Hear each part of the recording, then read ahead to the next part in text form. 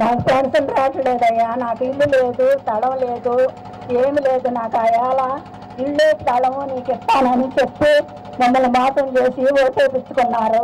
మమ్మల్ని ఎవరు పట్టించుకోలేదు. మాకు దిక్కులేని పరిస్థితి అయిపోయింది మా పని. చంద్రబాబు నాయుడు కావాలని మా తమ్ముడు కుంచిన పిల్ల చచ్చిపోతే నిన్ను పట్టుకొని ఏడ్చాము. ఏడబాకమ్మ పెద్దమ్మ అన్నావు నువ్వు. కుంచిన పిల్ల మా తమ్ముడు చచ్చిపోయాడు. అయినా చచ్చిపోయినప్పుడు చనిపోయాడు. అప్పుడు వచ్చా నేను. నాకు తలవ లేదయ్యా, ఇల్లు లేదయ్యా అంటే నేనున్నాను అమ్మ అన్నావు. అప్పటి నుంచి మమ్మల్ని ఇక్కడ ఎవరు పట్టించుకోలేదు. మాకు ఇల్లు లేదు. ఇక్కడ మీకు కూడా భూములు ఉన్నాయా? లేవమ్మా, భూమి లేదు, ఇల్లు లేదు. మాకు ఎప్పుడో అమ్ముకున్నాం మేము. ఎప్పుడో ఇది రాక తలిగిన ఉంటే మీ కుటుంబం ఎవరైనా ఉన్నారా? ఉంటారమ్మా. నాకు 3 కొడుకులు. వాళ్ళ భూములు ఏమైనా ఉన్నాయా? లేవండి. వాళ్ళకు కూడా లేవు. పొలాలు కూడా లేవయ్యా. 3 కొడుకులు ఒక ఇంట్లోనే కాపురం చేస్తారు. ఇక్కడ అవ్వ నీకు భూమి ఉందా? మీకు మాకు భూమి ఉంది. నాకేమి లేదయ్యా. దిక్కులేనా చెప్పు. అవా ఇక్కడ భూములు ఉన్నాయా మీకు? మీరు భూములు ఉన్నాయా? భూములు ఉన్నాయా? భూములు ఎవరైనా ఉన్నారా ఆ కుటుంబానికి? అవా మీకు భూములు ఉన్నాయా? మీకు భూములు ఉన్నాయి తల్లి? మీ అవ్వ మీకు అవ్వ ఉందా? అవ్వలు ఎవరికైనా భూములుండి ఉన్న అవ్వలు మీకు ఎవరికైనా పెన్షన్ ఎంత ఇస్తా ఉన్నారా? ఇప్పుడు పెన్షన్ ఇస్తా ఉన్నారా? పెన్షన్ ఇస్తా ఉన్నారా? మీకు పెన్షన్ ఇవ్వడం లేదా? నీకవ్వా నీకు పెన్షన్ లేదు. నీకవ్వా పెన్షన్ వస్తా ఉందా? నీకు పెన్షన్ రానుందా? ఈ గ్రామంలో ఎవరికైనా పెన్షన్ వస్తా ఉందా లేదా? పెన్షన్ వస్తా ఉందా లేదా? రాకపోతే చేతులపై కట్టండి. అవ్వలు పెన్షన్ ఇవ్వడం లేదా ఈ గ్రామంలో? ఈ విధంగా మామూలుగా ఈ సిఆర్డిఏ పరిధిలో పెన్షన్ 2000 ఇస్తామన్నారు. 2500 2500 పెన్షన్ ఇస్తామన్నారు. అట్లాంటి 2500 కదా దేవుడు ఎరుగు. ఉన్న 1000 రూపాయలు కూడా పెన్షన్ ఇవ్వడంలా. ఇదండి తల్లి. అవ్వ పెన్షన్ వస్తా ఉందా? రాడల్లా నీకు కూడా. నీ పేరేం పెట్టాలి? ఇదే ఊరమ్మా? ఇదే ఊర్లో రోజుకొచ్చి కూలికెళ్ళి 200 రూపాయలు సంపాదించుకున్న రోజుల్లో సీఎం చంద్రబాబు నాయుడు గారు వచ్చి పొలాలు లాగేసుకొని మీకు ఏం బాగలేదు 2000 ఇస్తామని చెప్పని ఓట్లప్పుడు ఎలక్షన్లు అప్పుడు పత్తిపాటి పుల్లారావు గారు నారాయణ గారు ఇంటింటికి తిరిగారన్న. కానీ ఈ రోజుల్లో కనీసం పేదవాడు ఎలా ఉన్నాడు ఏంటనేది రాజధాని శంకుస్థాపనకు వచ్చారే కానీ పేదవాడి పింఛని వస్తుందా, పేదవాడు ఎలా ఉంటున్నాడని అసలు లేదు. కేవలం ఓట్ల కోసం పంచాయతీకి చుట్టూ తిరిగారు. ఇప్పుడు పేదవాడు 2000 రూపాయలు లేదండి అంటే 2000 రూపాయలు కాదు కదా, వాళ్ళ మొహం కూడా చూపించట్లేదన్నా. ఈ ఊర్లో మొత్తం ఎన్ని ఎకరాల భూమి అసైన్ ల్యాండ్ ఉంది? 600 ఎకరాలు. ఈ గ్రామంలో 600 ఎకరాల అసైన్ భూమి ఉంది. ఈ గ్రామంలో బలవంతంగా ఎవరు సంతకం పెట్టకపోయినా లాక్కునే కార్యక్రమాలు జరుగుతూ ఉన్నాయి ఈ గ్రామంలో. లింగాయపాలెం పక్కన ఉంది, దాంట్లో కూడా 450 ఎకరాలు ఉంది. ఆడ కూడా ఇదే పరిస్థితి.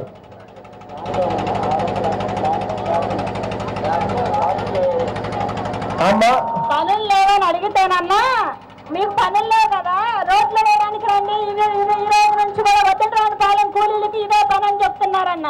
పనులు లేవు కదా అని చెప్పి రోడ్లు వేయడానికా? రోడ్లు ఊడవడానికన్నా. రోడ్లు ఊడవడానికి తీసుకొని పోతా ఉన్నారా? అవునన్నా. ఎకరాలు పొలాలు దారా నష్టం చేసి మేము వాళ్ళ దగ్గర కూలి చేయడం ఏంటన్నా? రోడ్లు ఊడడం ఏంటి, వాళ్ళ పాచి పనులు చేయడం ఏంటి, వాళ్ళ తొడ్లు కడగడం ఏంటి, వాళ్ళకి ఆస్తులు అప్పచెప్తే మా ఆస్తులన్నీ పోతున్నాయి. వాళ్ళ దగ్గర కేవలం వాళ్ళు ఇచ్చే రూపాయి కోసం ఆశపడుతున్నారా లేకపోతే మా భూముల కోసం ఆశపడుతున్నారన్నా? మిమ్మల్ని ఏమో వ్యవసాయం చేయడం లేదు మీ భూముల్లో. లేదన్నా. మీ భూముల్లో వ్యవసాయం చేయొద్దు అని చెప్పి గట్టిగా ఆర్డర్లు ఇస్తా ఉన్నారు. వ్యవసాయం మీరు ఏమైనా పొరపాటును చేస్తారేమో అని వ్యవసాయాన్ని కరెంటు కూడా కట్ చేస్తా ఉన్నారు. మిమ్మల్ని వ్యవసాయం చేయడం లేదు. పనులు లేవు, ఎలా బతుకుతాము అని అంటే రోడ్లు ఊడ్చడానికి మిమ్మల్ని వాడుకునే కార్యక్రమం చేస్తా ఉన్నారు. మీ భూముల్లో మీరు వ్యవసాయం చేసుకోండి, మీరు బతకాల్సిన చోట బలవంతంగా మీ భూములు లాక్కోవడమే కాకుండా భూములు లేవు, వ్యవసాయం లేదు, బతకడం ఎలా అంటే రోడ్లు ఊడ్చండి అని చెప్పి మిమ్మల్ని అడుగుతా ఉన్నారు, మిమ్మల్ని తీసుకుపోతా ఉన్నారు. ఒకవేళ ఇదే పరిస్థితి కాబట్టి తినడానికి లేని పరిస్థితుల్లో ఈ పనులు చేయకపోతే ఇంకేం చేస్తారని అడుగుతున్నారన్న. కేవలంగా గ్యాస్ బండ్లు రేటు పెరిగిపోతున్నాయని చెప్పేసి సగం అకౌంట్ లో పడుతుందని చెప్పేసి అంటున్నారన్న. ఆ అకౌంట్ లో పడ్డ డబ్బులు తీసుకోవడానికి వెళ్తే మీకు బ్యాంక్ రుణమాఫీ కాలేదు, రుణమాఫీ కింద సెట్ చేసుకుంటున్నా అని మాట్లాడుతున్నారన్న. చివరకు గ్యాస్ కు సంబంధించిన డబ్బు బ్యాంకుల్లో పడే కార్యక్రమం జరిగినా కూడా ఆ బ్యాంకుల్లో పడిన డబ్బు రుణమాఫీకి మీకు ఇంకా కాలే, మీ రుణమాఫీ కాలేదు, మీ కట్టిన అప్పుకు మేము సెట్ చేసుకుంటామని చెప్పి ఆ డబ్బు కూడా చేతికి ఇవ్వడం లేదు. లేదన్నా, అది కూడా లేదు. లేదన్నా.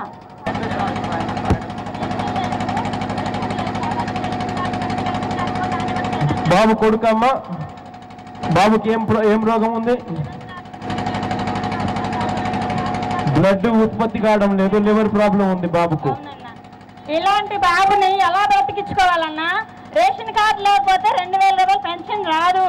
కేవలం ఏంటంటే ఆధార్ ప్రూఫ్ కావాలన్నారు. ఫస్ట్ ఆధార్ పెట్టామన్నా, అది పెట్టిన తర్వాత ఏంటంటే రేషన్ కార్డు లేదమ్మా 2000 రావు. ఎలా బ్రతకాలి కుటుంబం? ఎలా బ్రతకాలండి? ప్రతి ఒక్కసారి 15 రోజులకు ఒకసారి ప్లేట్ ఎక్కించుకోవడానికి వెళ్ళిపోతే 1000 రూపాయలు అవుతున్నాయి. తినడానికి ఎలా బ్రతకాలి? కేవలం సగటు కూలి వాడు బ్రతకడానికి ఏది దారి? కేవలం కూలి చేసుకునే పిల్లల్ని బ్రతికించుకోవాలి. లేదన్నా, పెన్షన్ ఇవ్వడం లేదు బాబుకు. లేదన్నా, పెన్షన్ బాబుకు రాసుకోమంటే ఏదన్నా వికలాంగులు అయితే రాసుకోవచ్చు, అవటవాడైతే రాసుకోవచ్చు అని అంటే బాడీలో ఉంది కదా వికలత్వం అని అంటే అది లేదమ్మా పని చేయదు అని చెప్పేసి అంటున్నారన్నా. బాడీలో 15 రోజులకు ఒకసారి రక్తం ఎక్కించాలి అని చెప్పి వాళ్ళందరికీ తెలిసినా కూడా తెలుసన్నా, అది లోపలనే బయటకు కనిపించట్లేదు కదా, లోపల ఉంది, అవిటి ఇస్తాము అని చెప్పేసి అంటున్నారు. అది కూడా ఇవ్వడం లేదన్నా.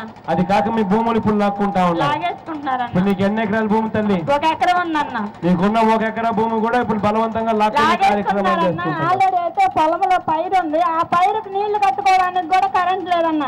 కరెంట్ లేనప్పుడు పైరు ఏం చేస్తారు? భూములు ఇక బెదిరిస్తున్నారన్న. ఏమేస్తాం తల్లి భూమి ఎకరాలో? చెరుకన్నా. 1 ఎకరా భూమిలో చెరుకుంది, చెరుకుకి ఇప్పుడు నీళ్లు పట్టాలి, కరెంటు లేదు. లేదన్నా, కరెంట్ ఇవ్వడం లేదు.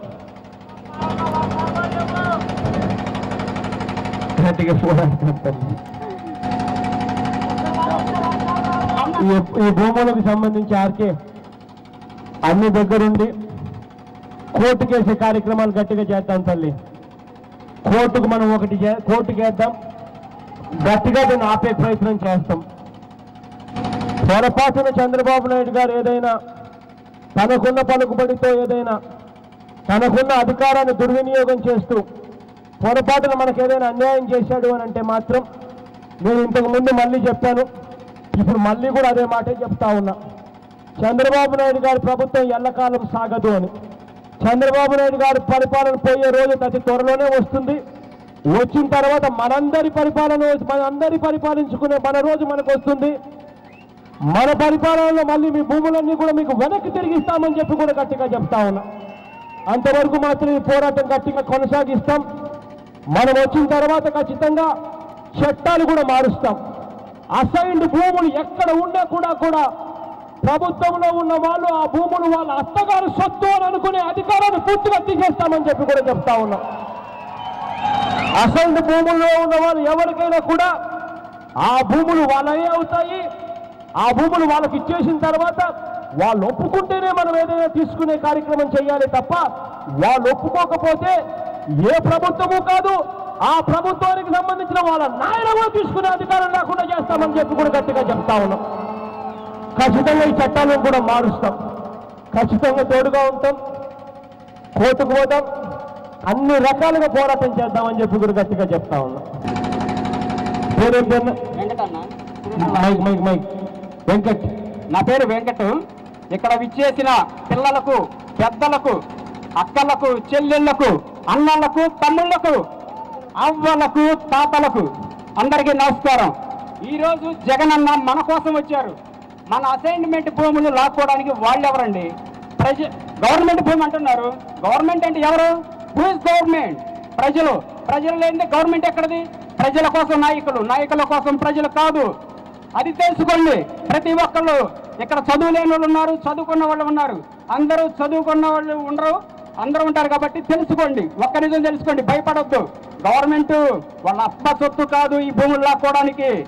చంద్రబాబు గారు పక్కా గృహం నిర్మించుకున్నారు. ఏది ఎవరో నిర్మించింది అక్రమ కట్టడాలని ప్రకటించారు, అవి తీసేస్తున్నామన్నారు. దాన్ని ఇవాళ నివాసంగా మార్చుకున్నారు. ఇది సిగ్గులేని ప్రభుత్వం,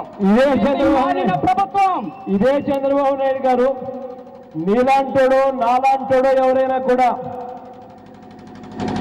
నదీ తీరాల ఇల్లు కట్టుకుంటే అక్రమ కట్టడాలు అంటాడు. మరి ఇదే చంద్రబాబు నాయుడు గారు అదే నదీ తీరంలో ఏకంగా విలాసవంతమైన బంగ్లాను బాడిక్కు తీసుకుంటాడు. ప్రభుత్వం నుంచి బాడిక్కు తీసుకోవడమే కాకుండా విలాసవంతమైన బంగ్లాలు ఇంకా మార్పులు చేసి ఇంకా కట్టించుకుంటాడు. దానికి 70 కోట్ల రూపాయలు ఖర్చు చేసి రోడ్డు కూడా వేయించుకుంటాడు. అన్ని చెల్లుబాటు అవుతాయి. కారణం ఏంటంటే ఆయన చంద్రబాబు నాయుడు గారు కదా, కాబట్టి అన్ని చెల్లుబాటు అవుతాయి. ఇంకో విషయం అన్న, జగన్ అన్న ఇక్కడ కూలి పనులు చేసుకొని 350 రూపాయలు 400 రూపాయలు మగ మనిషి సంపాదిస్తాడు ప్రతిరోజు. ఆడ మనిషి 150 నుండి 200 సంపాదిస్తుంది. 500-600 రూపాయలు రోజు సంపాదన, నెలకు 18,000 సంపాదించుకుంటూ జీవనం అంతంత మాత్రంగా సాగిస్తుంటే ఈయన గారు వచ్చి భూములు లాగేసుకొని పంటలు లేకుండా ఆ పంట భూముల్లో పని లేకుండా చేసి నేను నెలకు 2,500 ఇస్తానంటున్నారు. 2,500 అంటే రోజు 80 రూపాయలు. ఎలా బ్రతుకుతారు? ఇదే 80 రూపాయలతో చంద్రబాబు గారు బ్రతకాలి. అప్పుడు అర్థమవుతుంది ఆయనకి 80 రూపాయల విలువ. ఆ 80 రూపాయలు కూడా ఇచ్చిన దాఖలాలు కూడా లేవు కదా. అవి కూడా లేవన్నా. అదేమంటే 2,500 ఇవ్వలేదు కదా. ఇవ్వలేదన్నా. 2,500 ఇవ్వలేదంతా కూడా చేతులు పై గట్టిలా ఇలా ఊపండి తల్లి. అప్పుడు అందరికీ అర్థమవుతుంది ఎవరెవరికి లేదని. అది జరగడం. సరే అన్న, సమయం ముంచిపోయింది, సమయం లేదంటున్నారు. ఇంకా నేను మాట్లాడటానికి సమయం లేదు. ఉంటాను. Thank you.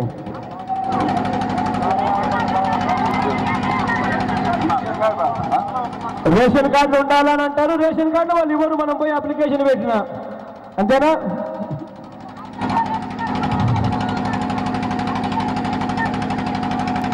ఎవరికి ఒక్క రేషన్ కార్డు కూడా రావడంలా. రేషన్ కార్డు ఉంటేనే ఇస్తామంటారు. రేషన్ కార్డు అడిగితే పోయి ఎవరు ఇవ్వరు.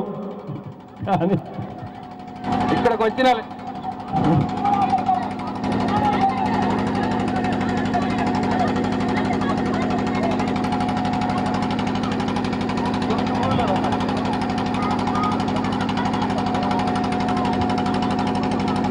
మళ్ళీ మీ రేషన్ కార్డు మీకు ఉన్నది ఊడబెరుకుతా ఉన్నారు. ఆ ఊడబెరికేటప్పుడు తప్పుడు కారణం చెప్తారు. మీకు భూమి లేకపోయినా భూమి ఉందని చెప్పి వాళ్ళు చెప్పినారు.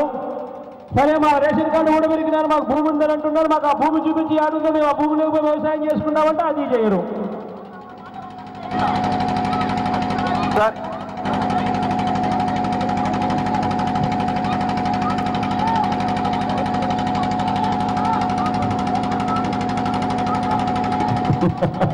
సార్, ఈ ఏరియాకి వచ్చిన జగన్మోహన్ రెడ్డి గారికి సుస్వాగతం. అయితే లిమిట్లో లింగాయపాలెం గ్రామం ఇక్కడ కూడా అసైన్ ల్యాండ్స్ ఒక 400 ఎకరాలు ఉన్నాయి. ఇక్కడ ఈ గ్రామానికి వచ్చి మీ లింగాయపాలెం గ్రామం అండి నాది. మాదల భువనేశ్వరరావు. 20 ఎకరాలు ఉన్నది నాకు. మాకు ఈ సిఆర్డిఏ పర్మిట్ ఈ రాజధాని డిక్లేర్ చేయకముందు వెంకటపాలెంలో 3 ఎకరాలు ఉండేది. అది ఎకరం 3 కోట్లు ఉండేది. ఇప్పుడు ఈ రాజధాని డిక్లేర్ చేసినాక రోజు ఈ నారాయణ ప్రతిపాటి పుల్లారావు గారు వచ్చి మేము ఇది రాజధాని చేయటం మూలాన్ని ఈ రేట్లు పెరిగినాయి అని చెబుతున్నారు. ఇది రాజధాని రేట్లు పెరగటానికి కారణం మన క్యాపిటల్ ఎడగొడటం మూలాన మనం విజయవాడకు దగ్గరలో ఉండాం. ఎప్పుడు కానీ ఇది ఎన్ని కోట్లు వచ్చేది ఇది రాజధాని డిక్లేర్ చేయకపోతే ఈ పాటికి ఈ 3 ఇవాళ ఉన్న 2 కోట్లు ఇవాళ 5 కోట్లు అయ్యేది రాజధాని రాకపోతే. మన పక్కనున్న ఈ రాజధాని లేని భూములు ఆల్రెడీ 2.5-3 కోట్లు పలుకుతున్నాయి. వాళ్ళు వచ్చి రోజు మీ రేట్లు పెరిగినాయి అని చెబుతున్నారు. అలానే భూములు ఇవ్వని రైతులు. నేను 20 ఎకరాలు నేను ఇవ్వలేదండి, ల్యాండ్ పూలింగ్ ఇవ్వలేదు. మీరు లింగాయపాలెం అన్న పక్క గ్రామం? పక్క గ్రామం అండి. లింగాయపాలెంలో మీకు 20 ఎకరాల భూమి ఉంది. నాకు ఈ 3 లిమిట్లో వెంకటపాలెం మందలం ఉంది, లింగాయపాలెం ఉంది, రాయపూడిలో ఉంది. భూములు మీరు ఇవ్వాల? మేము ఇవ్వలేదండి. ఇవ్వనందుకు మీ మీద ప్రెజర్ ఉంది. వాళ్ళు వచ్చి మీకు కరెంట్ ఇవ్వం, లేకపోతే మీ ఊళ్ళు తీసేస్తాము. ఇప్పటికైనా నేను చంద్రబాబు నాయుడు గారిని అడుగుతున్నా, కాలాయపాలెం, వద్దిన్నాయపాలెం, లింగాయపాలెం 3 గ్రామాలు ఉంటాయా లేవా అనేది ఒక స్టేట్మెంట్ ఇవ్వండి. నేను అడుగుతున్నాను వాళ్ళని. ఆ 3 గ్రామాలు ఉంటాయి అనేది ఒక జీవో పాస్ చేసి నారాయణ గారిని కానీ పత్తిపాటి పుల్లారావు గారిని కానీ ఈ రాజధాని ప్రాంతం ఎక్కడైతే శంకుస్థాపన చేశారో జీవో తీసుకొచ్చి గ్రామం పంచాయతీ ఆఫీసులో డిస్ప్లే చేయమని చెప్పండి. అప్పుడు వాళ్ళు మేము నమ్ముతాం వాళ్ళ మాటల్ని. లేకపోతే రోజుకో మాట చెప్పి చంద్రబాబు నాయుడు గారు ఎక్కడైతే రాజమండ్రిలో గ్రామాలు కొన్ని పోతాయి, మీరు అడ్జస్ట్ అవ్వాలి, ఓన్లీ పెద్ద గ్రామాలు ఉంటాయని చెప్పారు. తర్వాత చంద్రబాబు నాయుడు గారు దాని గురించి మాట్లాడిన పరిస్థితే లేదు. ఇప్పుడు వాళ్ళని నేను అందుకు అడుగుతున్నాను, చంద్రబాబు నాయుడు గారిని ఇది డిమాండ్ చేసి నేను అడుగుతున్నాను, వాళ్ళని చెప్పమనండి, ఉంటాయి మీ గ్రామాలు అనేది ఒక నోటీస్ ఇచ్చి మనకు జీవో పాస్ చేసి చెప్పమని చెప్పండి. అలా ఇప్పుడు మేము ఉన్న ఇల్లులు ఉంటాయో ఉండవో కూడా భయపడతా ఉన్నారు. ఉన్న ఇల్లులు కూడా ఓడబెరుక్కొని పోతారేమో అని భయపడతా ఉన్నాను. భూముల్లో మనము ఇల్లులు ఉంటాయో ఉండవో కూడా అర్థం కాని పరిస్థితిలో ఉన్నాం. చంద్రబాబు నాయుడు ఏమో చిన్న చిన్న గ్రామాలు కాబట్టి అన్ని గ్రామాలను కూడా పెరిగేస్తారంటున్నాడు. కాదు పొలం యువనాలది ఇప్పుడు కరెంట్ ఉంటుందా ఉండదు అనేది కూడా గ్యారంటీ చెప్పలేదు. యువనాలది మేము కరెంట్ తీసేస్తాము, మీరేం పండించుకుంటారనేది డిమాండ్ పెడుతున్నారు. మొన్న కరెంటు డ్రిప్ వైర్లు మీరు అమ్మేసుకోండి, మీకు పొలం మోటార్లు ఆడవో ఏం ఆడవో, మేమంతా ఇలానే చదువు చేసేస్తామని అందరికి చెప్పేస్తున్నారు. అందరూ భయపడి కౌలుకు తీసుకోవాలన్నా పంట పొలం వేసుకోవాలన్నా అందరూ భయపడుతున్నారు. దానికి మీరు భరోసాగా మీరు అందరికీ ఒక ఇది ఇస్తే మీరు అందరూ భయపడకుండా ఉంటారు. ఆర్కే అని చెప్పి అప్పుడు సురేష్ ఆర్కే ఇద్దరు సురేష్లు ఆర్కే కోర్టుల్లో ఏ రకంగా దీనికి వాద్యం తయారు చేయాలనో గట్టిగా దగ్గరుండి పూర్తిగా వీళ్ళందరికీ అందుబాటులో వీళ్ళ తరఫున పూర్తిగా న్యాయ పోరాటం చేసే కార్యక్రమాలు గట్టిగా చేయాలి. మా ఏరియా ఉన్న కత్తెర సురేష్ గారికి చాలా వందనం అండి. ఎప్పుడైనా అనుకూలంగా ఏది చెప్పినా కానీ అన్ని సాల్వ్ చేయడానికి రెడీగా ఉంటారు. చెరుకు తోటను అగ్గిపెట్టారు, పగలబెట్టేశారు. మన పైకి వచ్చి ఏం జరుగుతుందో నువ్వే చెప్పున్నా అందరికీ. కనీసం రాష్ట్ర ప్రజలకు ఏం జరుగుతా ఉందని తెలిసే కార్యక్రమం జరుగుతుంది. ఈరోజు పొద్దున్నే ఇక్కడికి రాకముందు ఆ గ్రామానికి వెళ్ళాం. ఆ గ్రామంలో చంద్రశేఖర్ అన్నకు సంబంధించిన పొలాన్ని తగలబడ్డ ఆ పొలాన్ని దగ్గరుండి చూశాం. చూసిన తర్వాత చంద్రశేఖర్ అన్న తన బాధను రాష్ట్రం మొత్తం వినేట్టుగా మీడియా వాళ్ళందరికీ ద్వారా రాష్ట్ర ప్రజలందరూ వినేట్టుగా చంద్రశేఖర్ అన్న తన బాధను తెలియజేశాడు. తన బాధను తను తెలియజేసి తనకు ఇష్టం లేదు అని చెప్పి తను చెప్పిన దానికి, తన భూములు తను ఇవ్వబోను అని చెప్పిన దానికి, తన పంట పొలాలను నిర్దాక్షిణ్యంగా తగలబెట్టేసిన పరిస్థితుల మధ్య తాను తన బాధను చెప్పి పొద్దున్నే తాను వచ్చి తన బాధను చెప్పిన తర్వాత ఇప్పుడు 3 గంటలు కూడా సరిగ్గా జరగక మునిపే డిఎస్పీ వచ్చి చంద్రశేఖర్ అన్నను ఏ రకంగా భయపడిస్తా ఉన్నాడు అన్నది చంద్రశేఖర్ అన్న ఇక్కడికి వచ్చి చెప్తా ఉన్నాడు. ఇది కూడా మీడియా వాళ్ళ ద్వారా ప్రజలందరికీ కూడా తెలియాలి. నన్ను తీసుకొని నువ్వే ఏం జరిగింది కూడా చెప్పున్నా. పొద్దున మనం పోయి మీ పొలం చూసాం. పొద్దున పోయి మనం వెళ్ళిన తర్వాత మీ పొలం చూసిన తర్వాత ఇప్పుడు డిఎస్పీ ఏమంటున్నాడు, మీతో ఏమన్నాడు, ఇప్పుడు ఏం జరిగింది? ఇప్పుడు మా మేనల్లుడు సురేష్ అక్కడే ఉన్నాడండి, కుర్చీలో షామినా అని చేస్తా. కానిస్టేబుల్స్ వచ్చి డిఎస్పీ గారు మిమ్మల్ని తీసుకురమ్మన్నారు, సురేష్ని ముఠా వాళ్ళని మొత్తాన్ని తీసుకురమ్మన్నారు, మీరు ఎక్కండి జీప్ అని చెప్పి వాళ్ళు బలవంతం చేస్తున్నారంటండి. ఎందుకు ఎక్కాలంట, ఏం తప్పు చేశారంట, ఎందుకు డిఎస్పీ పోలీస్ స్టేషన్కి ఎందుకు పిలిపిస్తా ఉన్నాడు తెలీదండి. అది ఇప్పుడు అతను ఫోన్ చేశాడు, అర్జెంటుగా రా మావయ్య ఇట్లా సంగతి. సురేష్ అని మేనల్ని డిఎస్పీ తీసుకొని పోయాడు. కానిస్టేబుల్ని తీసుకురమ్మని చెప్పి వాళ్ళని పంపించారంట. కానిస్టేబుల్ని పంపించాడు, మీ మేనల్ని తీసుకొని రమ్మని చెప్పాడు. మీరు చేసిన తప్పల్లా నేను వస్తున్నాను అని చెప్పి అక్కడ మీ పొలంలో మీరు ఏదైతే వాళ్ళు తగలబెట్టారో అదే పొలంలో మీరు అక్కడ షామ్యానా వేసి నేను వస్తున్నాను అని చెప్పి షామ్యానా వేసి జరిగిన అన్యాయాన్ని మీరు తెలియజెప్పారు. ఆ పొలాన్ని చూపించి తెలియజెప్పారు. ఆ షామ్యానా మీ పొలంలో మీరు షామ్యానా వేసిన దానికన్నా మీరు వేరే ఏది చేయలేరు.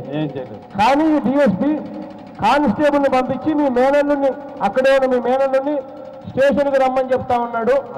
స్టేషన్కి రావడమే కాకుండా మీ దగ్గర పనిచేస్తా ఉన్న లేబర్ను ఎవరైతే మీ షామ్యానాలు వేసినారో, ఎవరైతే కుర్చీలు పెడుతున్నారో వాళ్ళ లేబర్ అందరినీ కూడా స్టేషన్కి తీసుకొని పోవాలంటున్నాడు. అంతే, గతంలో కూడా ఇదే జరిగిందండి. ఈ లింగాపాలెంలో శ్రీనాథ్ అనే అతను ఉంటే అతను కూడా శ్రీనాథ్ చౌదరి అనే అతను కూడా 2 ఎకరాల పొలం ఉండి అతను హైదరాబాద్లో జాబ్ చేస్తాడు. వాళ్ళ ఫాదర్ అండ్ మదర్ ఇక్కడ లింగాపాలెంలో ఉంటారండి. అతన్ని కూడా ఇదే విధంగా తీసుకెళ్లి టార్చర్ చేసి నరసింహాపేట దాకా తీసుకెళ్లి అతని మీద కేసులు పెట్టి నానా గొడవ చేశారండి. అదే పద్ధతి ఇప్పుడు మా మీద కూడా చూపించబోతున్నారండి. నిజంగా ఇంతకన్నా అన్యాయమైన ప్రభుత్వం ఏదైనా ఉంటుందా లేదా నాకైతే అర్థం కాదు. దయచేసి ఇక్కడ జరుగుతూ ఉన్నది మీడియా సోదరులు మీరంతా కూడా చూశారు. చంద్రశేఖర్ అన్న వాళ్ళ నాయన ఎమ్మెల్యే 3 సార్లు ఎమ్మెల్యేగా గెలిచాడు. చంద్రశేఖర్ అన్న వాళ్ళ నాయన రత్తయ్య గారు. అటువంటి చంద్రశేఖర్ అన్న పరిస్థితి ఇంత దారుణంగా ఉంది. నిజంగా ఆయన చేసే తప్పు ఏమిటి? తనకున్న భూమిని నేను ఇవ్వను అన్నాడు. నా దగ్గర ఉన్న నా భూమిని లాక్కోవడం అన్యాయము అన్నాడు. అంతే ఆయన చేసిన తప్పు. ఆయన చేసిన తప్పుకు బలవంతంగా ఆయన భూములు లాక్కునే దానికోసం ఆయన భూముల్లో అగ్గి పెట్టారు, తగలబెట్టేశారు. చెరుకు పంటలు చేతికొచ్చిన చెరుకు పంటలు కాకుండా చేశారు. చేసిన తర్వాత అన్యాయం జరిగింది అని చెప్పి తాను చెప్తే తనని ఇవాళ హరాస్మెంట్ చేస్తూ ఉన్నారు. చంద్రబాబు నాయుడు గారికి ఉసురు తగలకుండా పోదు. ఒక చంద్రశేఖర్ అన్న ఉసురే కాదు, ఇవాళ భూములు పోగొట్టుకొని ఆ భూముల్లో వ్యవసాయం చేయలేని పరిస్థితిలో ఉన్న ఇక్కడికి వచ్చి ఈ పేదవాళ్ళందరూ ఉసురు కూడా చంద్రబాబు నాయుడు గారికి తగులుతుంది. చంద్రబాబు నాయుడు గారికి ఖచ్చితంగా ఈ ఉసురు తగులుతుంది. దేవుడు ఖచ్చితంగా చంద్రబాబు నాయుడు గారిని బంగాళాఖాతంలో కలిపే రోజు కూడా అది త్వరలోనే ఉందని మాత్రం గట్టిగా చెప్తా ఉంది. గట్టిగా పోరాడదాం ఉన్నా, అందరం కలిసి గట్టిగా నిలబడదాం, గట్టిగా పోరాడదాం. అన్ని రకాలుగా మీకు తోడుగా ఉంటాం. ఖచ్చితంగా రేపు మన్నాడు లోపల ఖచ్చితంగా కేసులు వేసే కార్యక్రమాలు అన్నీ కూడా చేస్తాం. డిఎస్పీ మీద కూడా పరువు నష్టం దావా చేసే కార్యక్రమాలు కూడా గట్టిగా అది కూడా చేస్తాం. తప్పకుండా థ్యాంక్స్ అన్న. మీరు వచ్చినందుకు మాకు కృతజ్ఞతలు అన్న. మీకు చేయకపోయినా కూడా మాకు వచ్చి మమ్మల్ని పలకరించి మమ్మల్ని ఆదుకున్నందుకు సహకరిస్తానన్నందుకు చాలా థ్యాంక్స్ అన్న.